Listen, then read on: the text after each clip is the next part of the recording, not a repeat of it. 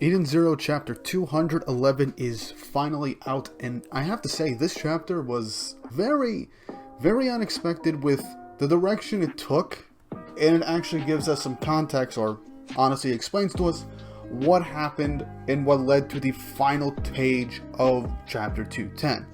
From a relatively emotional moment between Ziggy and Shiki to stating that there is an actual hidden enemy in the world of Eden Zero that's on Lendard right now, last chapter leads us to believe that one of the culprits could in fact be Elsie, but there are a ton of obvious candidates that are here on the planet in this one single arc, that just any one of them for like a hidden enemy for like, let's say, the future could actually be the case. And this episode still kind of doubles down on there being a connection with Elsie. Maybe not her being the villain herself, but perhaps leading into who the actual main villain of the series actually is. Now, I'm not entirely sure how this is going to play out, but let's just get into the chapter and just talk about what happened here, and I'll give my brief thoughts right afterwards. Let's hit that intro.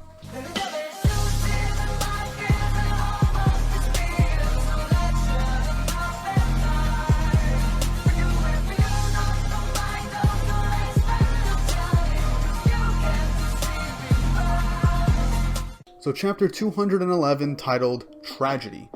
And I have to say, I like the cover image. It's literally just Shiki and Rebecca just chilling and playing video games. I legitimately think even if they did like officially start dating, they would still just play video games every single day. And I just like how Happy's just like bored at this point. It's pretty funny character building, just cover image right here. It's nice. But we cut back to the end of last chapter with Elsie basically staring at the dead bodies of Jesse, Hyoga, and I forgot the other guy's name, dead on the ground. Now, I'm honestly surprised nobody mentioned my mistake from last chapter where I called Jesse James, and James is Justice's actual name. So I'm sorry for that mistake, but I'm honestly kind of surprised no one pointed that out to me. Then again, we all hate Jesse, and we're kind of glad that this character is dead. But I like that Mashima is emphasizing the basic trauma on Elsie's face with just the sounds of her heartbeat just taking up the entirety of the page, as we cut back to 10 minutes earlier. So this is when Justice is like avoiding Aknoella's dragon blasts, and Elsie's trying to get the coughs off so she can go help him.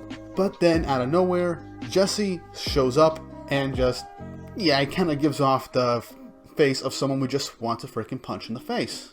So it turns out Justice literally told him to keep an eye on Elsie while he was patrolling the perimeter. And Jesse, he's definitely all too happy to do this as he kicks Elsie in the face, planting his boot on her face, as if we couldn't hate this guy even more. But he literally states with a maniacal look in his face, "But he never told me not to kill you," as he begins to kick her in the gut while she is tied down, taking advantage of the fact that she is basically imprisoned at this very moment. But he states that he wouldn't do that, as he begins to laugh, stating that he wants to see her suffer, reduced to a weeping, whimpering mess, with a very twisted smile on his face. He continues to say that when he's done, she'll be taken into the gut by the government and begin questioning. They'll pump her for information about her pals, about where she keeps all of her money, and even connections to the Eden Zero because, well, despite the temporary truce, Justice doesn't know about the truce, and the Eden Zero is kind of around Chase Galactica at this point, and they're basically criminals.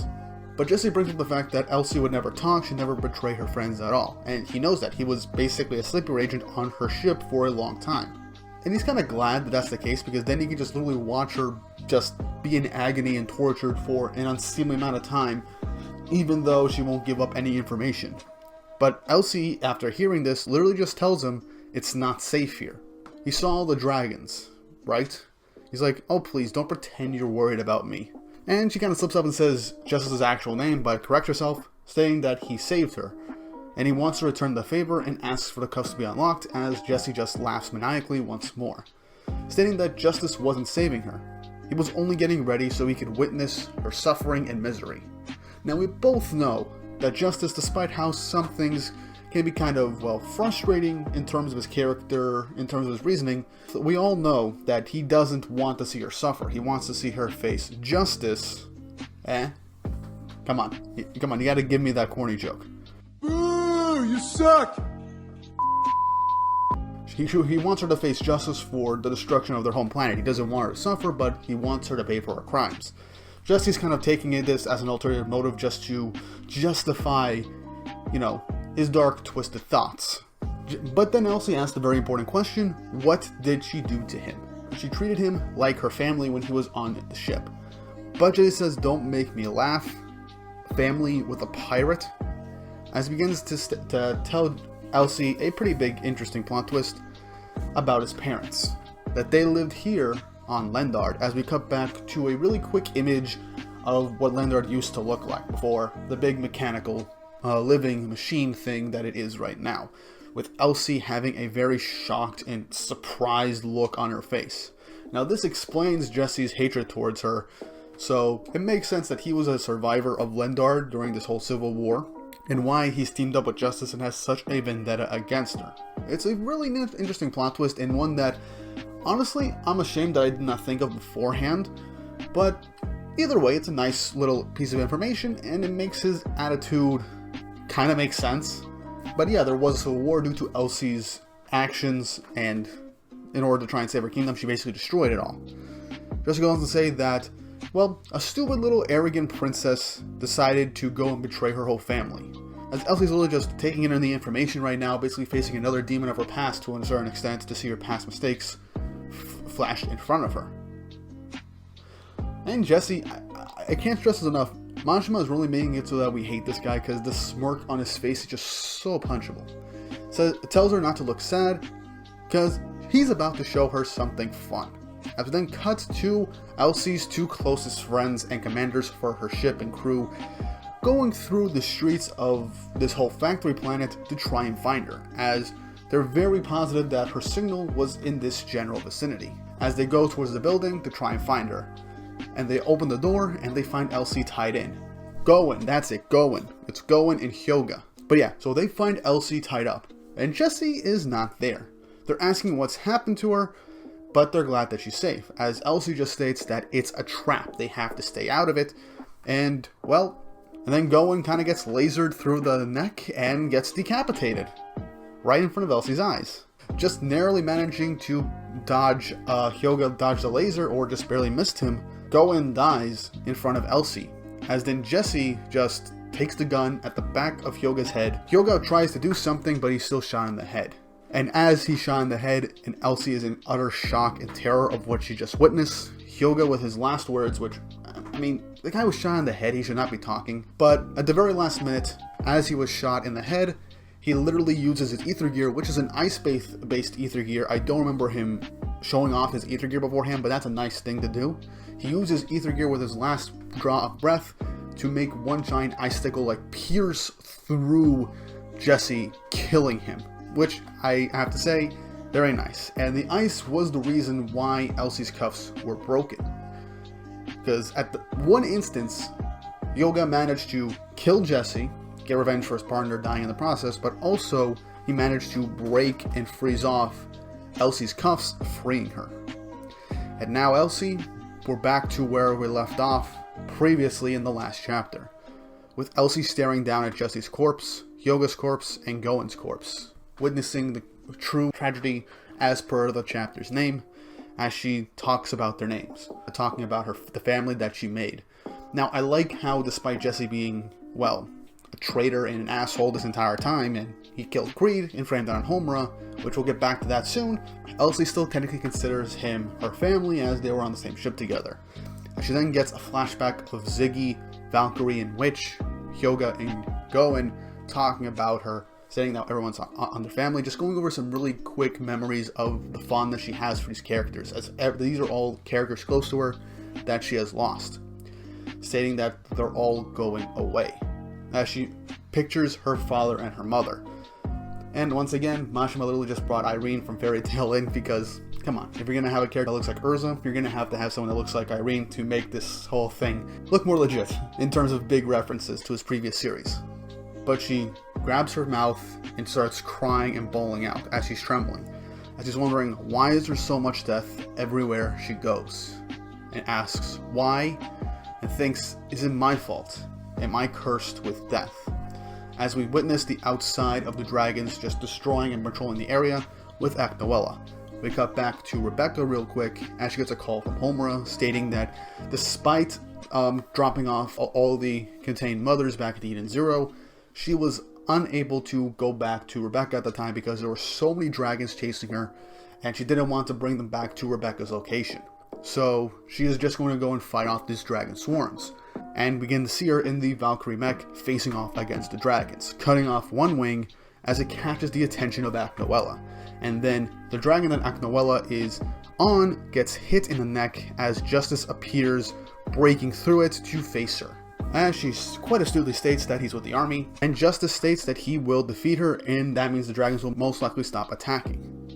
And he's facing off against Aknoella as Homura realizes that that's Justice, and he calls out to him, stating her name, and that she is going to assist him. And Justice flashes back to the end of the Ally War arc, where Jesse told him that Homura was the one that killed Creed. As he's like, Homura? As Homura's just like, we have to stop the dragons. Now, we're definitely going to get some sort of conflict with these two characters. It could be just like a three-way all-out brawl between Aknoella, Homura, and Justice. Now, Justice is stubborn to a fault, and I really, really want Victory to just chime in at some point to bring Justice back to the main goal of their mission, and that is to stop Aknoella right now. And I really do want Holy, Feather, and Eraser to show up to kind of rein him in, because they made a truce with the Eden Zero to take down Aknoella and Ziggy. They already beat Crow, so now they have to beat Aknoella. She's the most prominent threat at the moment. She's the only Rational Space Galactica still active on the planet.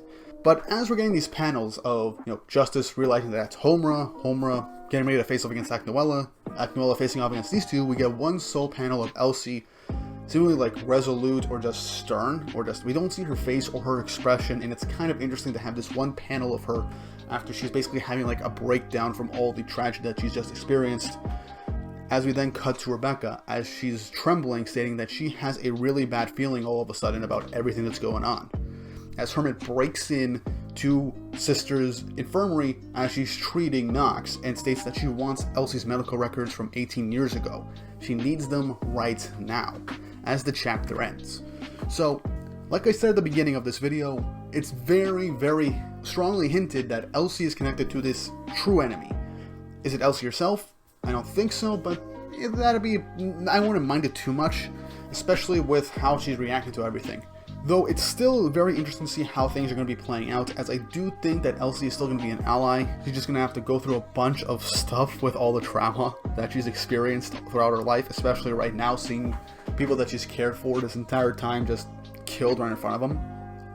So that's something I want to see happen, and I want to see what she's going to do next, because she's obviously going to go through just some sort of downward spiral in this arc. And I'm kind of excited to see that, because I do want to see Elsie be more vulnerable and just go have a whole berserker moment. That would be pretty cool. We're definitely going to cut back to Ziggy at some point, though I think we're going to continue with an actual fight and Shiki overcoming that. But everything with Aknoella, I'm very curious about, because Justice, like I said, I feel like he's going to just go straight after Homura, because he kind of gets tunnel vision with the stuff that he needs to do, and he wants revenge for Creed, not knowing that Jesse is the one that killed her, that killed Creed, and that it was a whole lie. But now that Jesse is dead, there's no way to confirm it, except from Homura, who was there, and he's not going to believe Homura. So, yeah, that's just a lot of crazy shit going on. So, yeah, I'm curious to see what's going to happen next. This was a pretty good chapter. I like that we got just primary focus on Elsie this chapter, this whole tragedy that she's experienced, and she is going to go through some sort of downward spiral at this point, because Mashima's emphasizing that she's lost people in her life, and seemingly it's all her fault. So this could be the trigger for when we're going to get the reveal for the true enemy. Whether it's Elsie or has some sort of connection to Elsie, as, well, Hermit is looking for the medical records, so there's some things that we have to speculate on. But yeah, that was Eden Zero chapter 211. Another solid chapter. I enjoyed it, and I'm curious to see where Mashima is going with this, because I still can't pinpoint who the main villain is, or how this arc is going to play out, as there's simply only one main antagonist to face until the evil Ziggy resurfaces, because we all know that's going to happen unless Shiki resolves himself to kill his own grandfather. But yeah, that's all I got to say about this chapter. I hope you guys enjoyed the video. Don't forget to leave a like and subscribe to the channel and hit the notification bell for updates on future videos. It really does help. The Eden Zero content is slowly getting more prominent on the channel, and I want to keep it up as we go. And also don't forget to comment down below your thoughts and opinions of this chapter and theories of what's going to happen next. I really do appreciate the feedback, and it's just nice talking to you guys whenever I get the chance. But with all that said and done, I hope you guys enjoyed the video, and I hope you all have an awesome day.